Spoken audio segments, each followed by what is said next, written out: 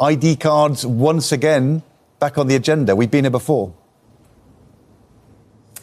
Yeah, and I think Downing Street are clearly desperate to show that they're doing everything they can to find solutions to this. In fact, the Prime Minister's official spokesman said yesterday they are looking at, quote, anything that works. And so we've had a series of announcements since Monday when MPs returned to Westminster.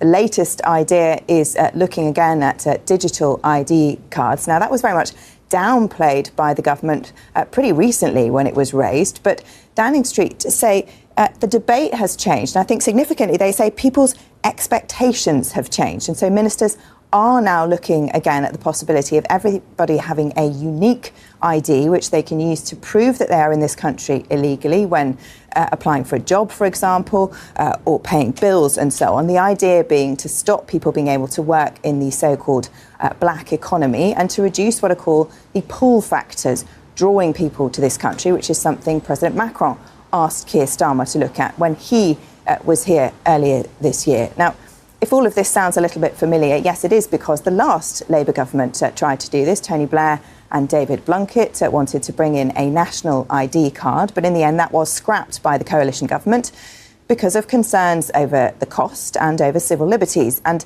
some people say those concerns remain.